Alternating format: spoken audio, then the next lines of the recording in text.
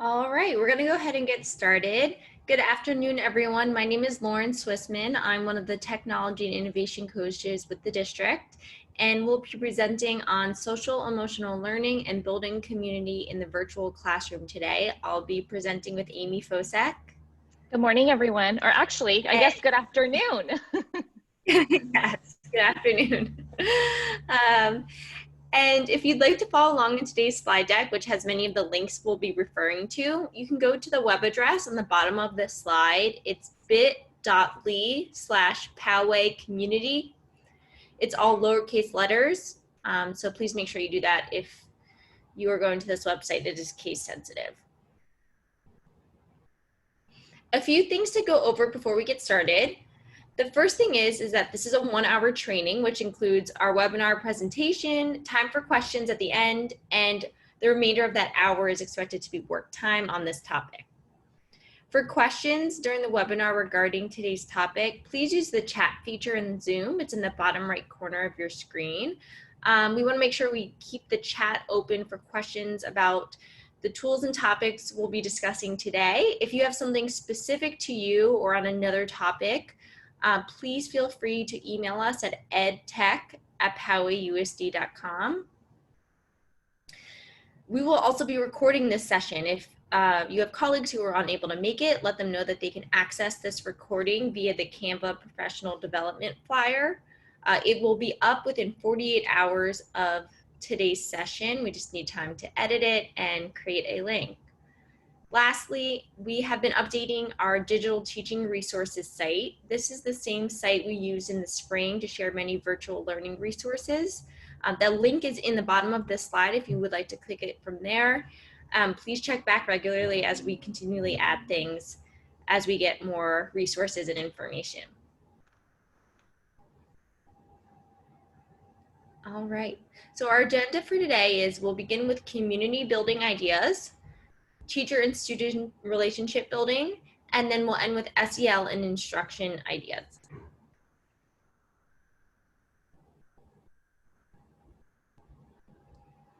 All right, we added this quote. We thought it was very relatable for what we are going to be talking about, and it's by George Couros. And for those of you who don't remember, he was our speaker last year when we kicked off the school year. And he says, here's the best advice I can give any educator right now. Focus on connection first, everything else second, and a very distant second. And I think we need to remind ourselves that, especially for our students in this virtual learning environment, it's really important that we are finding different ways to connect with them, right? We know that they need to be in a good state emotionally before they can even think about learning. So when you are planning your lessons, remind yourselves, what am I doing to connect with them on a personal level and check in with them? And in this quote, he talks about not only being mindful of that with our students, but being mindful of that for ourselves. So really checking in on ourselves and what are we doing to support ourselves emotionally as we go through this process. We know that you are taking on a lot right now with designing your classrooms virtually and in your own learning and with everything going on. So how can you make sure that you are also checking in on yourself and taking care of yourself emotionally? We have added George's podcast just as a link if those of you who are interested in listening to that. He really does offer some great insight and advice to teachers as we transition. Everything that we're presenting in our slide deck, we do have the links that are live. So a lot of times you can click on the picture or the link itself to take you to that resource. We added a weekly connection checklist for you to refer to. Now, when we're providing this checklist, we're not saying, okay, you should check off every single item on here every week. This is just a reminder as you're planning out your week of things to think about and be mindful of. So the first one is, are your students having an opportunity to see you and hear you? So again, not just focusing on that academic content. So yes, they're seeing you present a lesson, but are they able to see you and hear you and connect with you on a personal level? So this could be a video message or greeting. It could be a Flipgrid that you're asking them to respond to, or again, during your live or recorded lesson, adding that piece in there. Are students able to see and hear for each other? So what opportunities are you providing in your classroom for students to connect with one another? Right? In this virtual learning environment, they need to continue to make those connections with their classmates, but it's a little bit more difficult. So how are you setting up lessons or opportunities for them to see and hear and connect with their peers? And finally, are you connecting with your students on an individual or small group level with check-ins? So this could be, again, going back to that individual video message, maybe just a quick phone call to them, or a postcard, a letter, just a quick email. How are you doing today? How's everything going and why? Or having small group Zoom. So you know you have a group of students, they all have something in common, pulling them in a Zoom so they can make those connections and start building those relationships.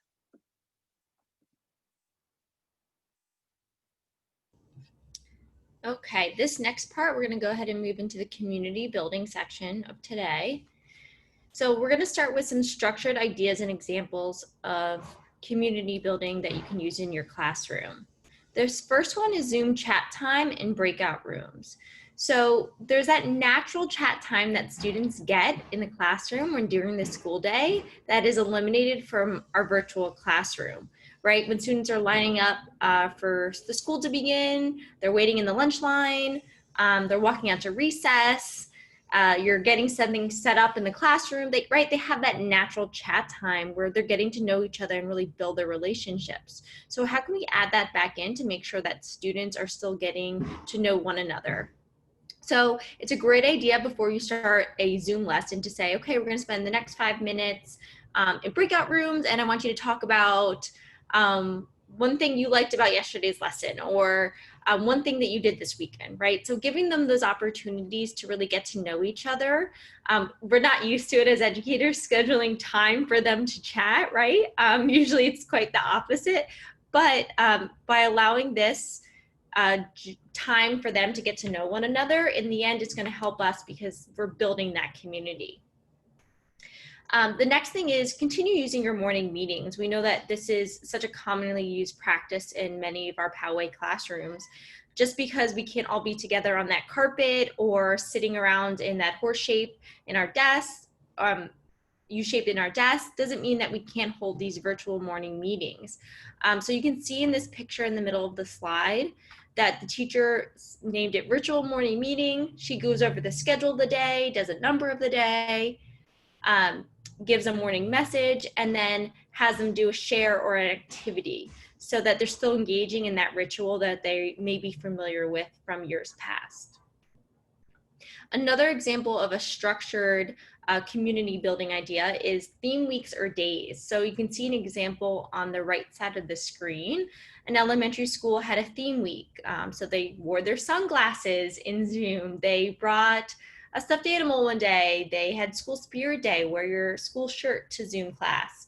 So finding ways to continue building classroom and school pride and making sure that they're feeling connected to their school and their classroom. Another idea for structured community building is discussion boards. And there are many different platforms you can use for this, but one of the ones right in front of us is Canvas. Canvas allows for easy discussion boards where you can change and modify a lot of the settings to make it just the right fit for you and your students. So you might post a question in there about what is your favorite color or your favorite food, right? Those kind of beginning of the year getting to know you questions, and allowing students to interact with one another, but opening up that space for dialogue and a discussion boards allows students to share things in different ways. They can also share pictures from their weekends or pictures of their pets, whatever they might want to do, or record videos on those discussion boards as well. The last thing I want to mention is that we have our structures and routines in place in the classroom from years past that we've used that work well. That doesn't mean just because we're in a virtual classroom that we need to abandon all of those, right? Take what works well in your classroom and you know that kids love, and bring it into the virtual classroom. For instance, bucket fillers. I Googled virtual bucket fillers the other day, and so many things popped up for how you can make it work in your virtual classroom. So whatever structures you already have in place, don't feel like you need to abandon those and recreate the wheel. find a way to embed them in your classroom, whether it's in Canvas or in Google or in Flipgrid. The EdTech team is here to help you strategize and then talk to your colleagues about the best way to bring the best of the physical classroom into your virtual classroom. This next part is social Zoom call ideas. Again, we can put little structures in place during the day for students to build their community together, but also can we structure time around just purely social events. So maybe there's show and tell time during the day. Maybe you hold a lunch bunch or a scavenger hunt for students. Maybe you have read alouds or guest readers. I know that it's very popular in elementary school classrooms to have mystery readers. So maybe you schedule parents to come read to the other students on Zoom. One of our favorite tools for social Zoom calls are Go Noodle, because this one has so many things that work well over Zoom and has for many different types of ideas and kids of all ages. You can have a Zoom dance party with Go Noodle, or a relaxing calming moment with Go Noodle, or play a virtual video game on Go Noodle where you're moving your bodies to match the characters. So there's lots of things on Go Noodle, which is a free resource that can get your kids up and moving and feeling connected to their classmates. So Lauren, do you mind going over some teachers that are joining us today aren't familiar with bucket filler? I know that sometimes that may be something that more elementary teachers are familiar with. So do you mind just going over that? Sure. So it's connected to a book called How Full Is Your Bucket? I believe that's the title of it. And it's like many other things you might find out there, but yes, it's primarily an elementary school thing, but it's the notion that we want to build others up rather than break them down. So how can we give compliments to others? So maybe you have a compliment chain or a compliment tree in your classroom, or in the middle or high school, it's often seen as passing around journals and giving students feedback on their writing, right? It might come in that way. How do we give compliments to each other? So the bucket fillers is more of kind of that elementary spin on it, but it's really about filling other people's buckets, meaning giving them compliments, building them up, maybe talking to people who are not our best friends, but just other classmates that maybe are even new to school. How can we continue to build community by giving compliments to each other? So that's why I said it could be on a discussion board, it could be on Flipgrid, it could be commenting on each other's writing, free writing. It's just another way to for students to really give each other compliments and build community. But if you Google bucket fillers, you can find the book that matches it. And if you do virtual bucket fillers, it'll show ways to do that. But essentially, in most elementary classrooms that use that idea, they usually just have little pouches or envelopes where students will give each other notes that are compliments to one another. Any other questions before I move on, Amy? Nope, we're good. Thanks, Lauren. Okay, and this last one is Zoom games. I know I mentioned Go Noodle has lots of games in there, especially for movement breaks, but so much about relationship building is getting to know your students and what they like. And I think this is just a great example that I found on Twitter from a teacher named Christine Perkins, and she found that her students just loved the show The Masked Singer. So she got herself and a couple of colleagues to sing on Flipgrid, and they covered their faces. And then students had to guess who was singing in each video, right? So she tapped into what she knows her students like. She got creative. She used the technology that best fit that tool, fit that content, and really engaged her students. On the right-hand side, I have a list of other game ideas, and if you click the link where it says more, there are a ton of different Zoom game ideas that you can do with your class virtually. The one tool I want to mention here is Kahoot. This is often used as a review game before a test with students, or if you're going over that day's material. It's essentially a game, a classroom game site where students have to pick the answer, but in an interactive and engaging way. So if that's a tool you're interested in, go ahead and check that out there. It's linked in this slide. All right, this next part is teacher and student, and I'm going to go ahead and unshare my screen so Amy can share. Okay, so we're going to be focusing now on teacher and student connections. So what we did first is we went ahead and put in ideas for you that you could use to connect with your students. So to kind of get a check-in of how they're doing, whether it's a daily check-in or a weekly check-in. So the first is utilizing Google Forms. So sending this out to your students at the end of the week, just an end of the week check-in of how they felt about the week, right? How was not only the academic content, but how are they doing that week emotionally? So this will allow you to really see those students that you need to reconnect with and celebrate successes that other students are having. Again, if you click on the form itself, if you are on the slide deck, it will take you right to the form so that you can make a copy and utilize this with your students and edit it as needed. The next would be a daily check-in. So this would be one where you're just using Bitmojis of how are you feeling today? So maybe right when you're starting the class, the students quickly put in their Bitmoji and tell you why they feel that way. Again, if you wanted to do a daily check-in and use the Google form, you could certainly do that and just make it a quick check-in. How are you feeling? Tell me why.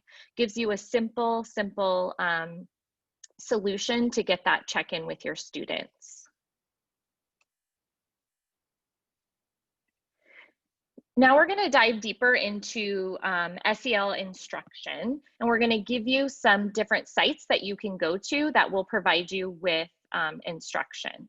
So when we look at SEL, the components in SEL, we can refer to this castle model, and it basically has 5 big buckets. So it has self-awareness, self-management, responsible decision-making, relationship skills, and social awareness.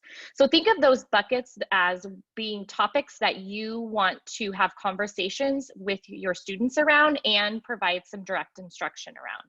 So the next circle goes with the SEL curriculum and instruction, which we'll go over. So how are you providing this direct instruction to students in those areas? The next circle goes into schools. How is your school adapting and meeting the needs, the SEL needs of students? Are you using common language, right? Is a homeroom teacher maybe doing the direct instruction and then the other teachers throughout the day using that language as they're providing their academic instruction, right? So how have you set this up to be something that you prioritize at the school level? And then finally, homes and communities. So how are you communicating with the families of your students? And again, diving into those 6 areas, or excuse me, 5 areas.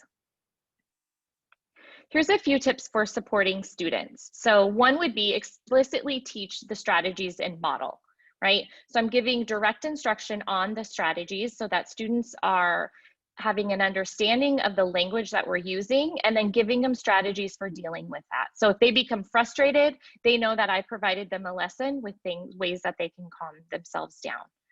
Okay, if they need a mindful moment, I provide them with different strategies that they can use to help them kind of recenter themselves. A big one is that modeling piece. So how are you modeling for your students a lot of those strategies that you are explicitly teaching? The next would be read and discuss current events, right? So how are you bringing those topics into your classroom and having that conversation that is developmentally appropriate with your students? Because we know that there's a lot going on right now and students are carrying a lot of that weight. So how can we start those conversations within our classroom and bring them to the forefront? And finally, design projects where students are helping others. So we know that a lot of the times students feel good when they are helping others. So maybe if they're feeling some anxiety and maybe even some depression, designing a project where they are actually giving back can help them feel good and release some good feelings within themselves because they know that what they're doing is making a difference to help others. So being mindful of these 3 things as well when you're designing your lessons. When we look at SEL direct instructions, we're going to go over now 2 main sites to go to and then some other resources. So one way of providing direct SEL instruction would be to use a choice board with your students. So this is just a bingo choice board for calm and connection. So you can go over the strategies in the boxes, you know, one day at a time. And then when they're ready, you can provide them with the whole board and have them use it as a bingo game. We've also linked 2 slide decks. So one are daily SEL activities for students ages K to 2, and then daily activities for students ages 3 to 5. This is a prepared slide deck that we came across, so we went ahead and attached that. So the first resource we're going to go over is Common Sense Media. So let me go ahead and get you to the site so you can see what they offer. So if I go to Common Sense Media, and this is where our digital citizenship instruction lives as well, they have a social and emotional learning focus. So if I go down to the bottom, we can see that I have 6 big buckets that they go over. It's empathy and compassion, integrity and self-control, courage and perseverance, humility and gratitude, teamwork and communication, and finally, curiosity. So if I go ahead and click get started, it will take me down here and I can decide on what do I want to focus on. So if I want empathy and compassion, I can click it, I can scroll down. I will be given 3 or 4 professional articles that I can read. And if I keep going to the bottom, here are my classroom ready resources.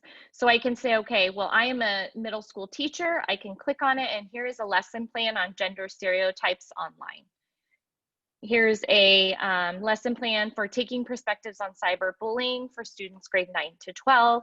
And then finally, the power of words for grades 3 to 5. So they do a really great job in organizing it, not only by topic, but by grade level as well.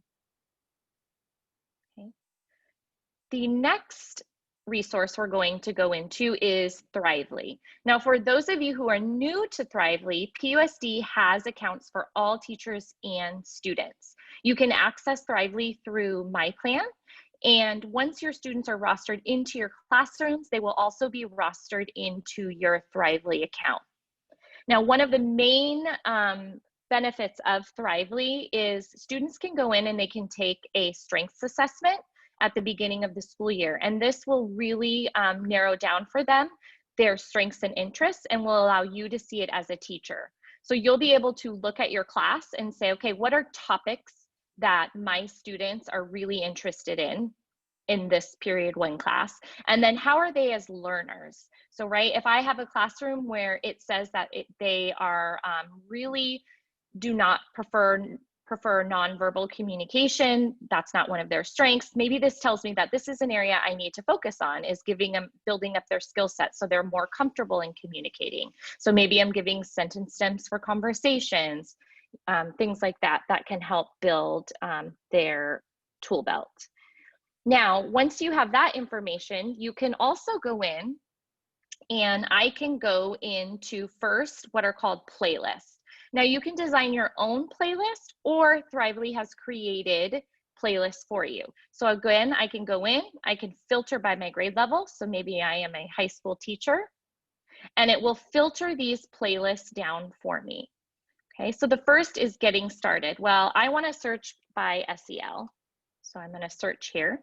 And I can see that they have a SEL middle school to high school playlist already created that I could assign to my students. When I click on it, I can see all of the lessons that have been pre-developed in here that my students will be doing. So I could have them do maybe a lesson a week, a lesson a day, you know, really depends on how you want to use this resource in your own classroom as to how you utilize it. So when your students are in here, Thrively follows a similar format in all of their lessons. The students are going to watch a video and then they're going to have a response. They're going to watch a video and then have a response. So if you didn't want students to go through each of these on their own, you could do them whole class. You could have them watch the video on their own and then pull them back in just for the discussion. Again, all up to you and your preferences with how you're utilizing it in your classroom. So besides playlists, the next piece they offer is just in their individual lessons. So I can go into lessons, and again, I can filter this down. So I want to go with, and you can see all these different topics they have: growth mindset, communication, critical thinking. They have lessons on all of these topics that you can push out to your students or do with them. So right now I'm wanting SEL, so I'm going to go into social emotional learning. And this time, let's say I am a middle school teacher. So it's going to search the lessons for me, and it's going to narrow down to lessons that would be appropriate for my students around the SEL topic, okay? So I can go into etiquette and positive reframing, no excuses. I can assign any of these just by clicking assign to students. Now, Thrively is designed for students ages 8 and up. When it comes to taking the strengths assessment, they're working on strengths assessment for younger students, but they're not there yet. But that doesn't mean you cannot utilize all the content and lessons within here. So if I was a first grade teacher, I could go in here, I could filter down to the primary elementary level and have these lessons available to me. But what I would do was I would teach these lessons whole class, and I would be leading the direct instruction on this because they are, a lot of the questions are text heavy. So those are some of the features within Thrively. If you're not familiar with Thrively and you want to get started on this resource, at the end of our slide deck, I provided a link to Thrively's YouTube page, which they offer a ton of PD on getting started with playlists, utilizing lessons. How do you even get started with Thrively? All of that is in there for you. Lauren, do we have any questions before I keep going? Yes, we do have one question about, this would be relevant for middle school and high school. If students are in multiple periods, would their accounts have students by period? How does rostering work there? Yes. So if I'm a high school or middle school teacher, all of my students would be rostered by periods for me. So when I go in, it would say period 1, and they're all my students in my period 1 class. So would I be able to see, for example, if my students in one of my periods maybe completed things in another class? Yes, you would be able to see that. So you'd be able to see everything your students have completed. So maybe I assigned a playlist and another teacher happened to assign one of the lessons within there. You'd be able to see that they had already completed it. Awesome. Thanks, Any Amy. other questions? I believe that's it for now. Okay. Awesome. So we'll go ahead and go back to the slide deck and we'll move on to reflective activities. Awesome. All right, this is the last thing we're going to share with you today, but it's definitely an important one. The School Psychologists Association said that an important part of processing this, helping students cope with this unusual time, is to help them, give them opportunities to talk about what they're going through, right? Because we know it's difficult for us as adults to navigate these changes. So we need to give our own students time to process, talk about, share how they're feeling, let them know that they're not alone, really give them that time to see that they're not in this by themselves. Their peers are probably having many of the same thoughts and feelings. So how can we foster that within schools and also keep it academic? One way to do that is for allowing journaling. There's a great website called futureme.com, and you can have students write a letter to their future selves, and they can decide when that letter will be sent to them. It'll not actually come in a letter, but an email. A very eye-opening activity for students to actually be able to write to themselves and really process some of the things that they're thinking. On Twitter and other resources, I've also been seeing different prompts for COVID-19 journals, letting students really delve into the different emotions that they're having around this time and how their lives have changed. It's that place-based learning that really allows them to write about something that's very relevant in their lives. And connecting that to social studies, we often talk about how important primary documents are to our learning. And one day this could be the primary document that someone is reading in their school, learning about this time period. So often finding ways to make sure that students are reflecting on this part of their lives and having that space to really process those emotions, as we know that many of them are having a difficult time with these changes. All right. So this last part is peer-to-peer connections. I mentioned earlier, there are many ways that we can get students talking to one another, but again, it's still with the teacher right there. And very structured, right? Maybe you give them a question, even though it's maybe not academically related, they're still answering a question that you gave them. And we're still trying to find ways to let them just have discussions on their own. So one way you can do that is leave open discussion boards. And when I say open, I mean, we're still monitoring closely, we're still watching, just as you would be walking around a playground, right? You're watching everything that they're doing, you're monitoring them at lunch. You're there if any problems arise, but we're not necessarily overseeing every word that has been said, right? We're just kind of monitoring. So you can do that in open platforms like Padlet, which someone mentioned in the chat earlier, Flipgrid, Canvas discussion boards, and you don't even have to post something. It could just be an open discussion forum. Maybe you name it after your classroom name or your school name, where it just allows students to really chit chat about what's going on in their lives. Whiteboard FI is another great new tool where it's just an open whiteboard where students can draw different things on there and share that. Padlet is pretty much just kind of like a digital corkboard where students can put post-it notes and share things. And then Flipgrid is that video discussion platform. So as teachers, oftentimes we want to put our own questions in there or insert what we want them to say. But if we step back and really give them that digital citizenship and responsibility of being able to have those discussions virtually on their own, it'll really foster the connections between students. All right. So that brings us to the end of our presentation. Again, this is our email address. So if you have any questions that are relevant to you, we'll be on here for about the next 10 or so minutes if you have any other questions, and you have the remainder of this hour to work on any of the things that we discussed today. Again, thank you for coming. We really appreciate everything that you're doing to prepare for the upcoming school year. We know that everyone's working super hard to make sure that they're doing the best for their students, and we appreciate that. And we're here for you with any questions you might have. Thank you.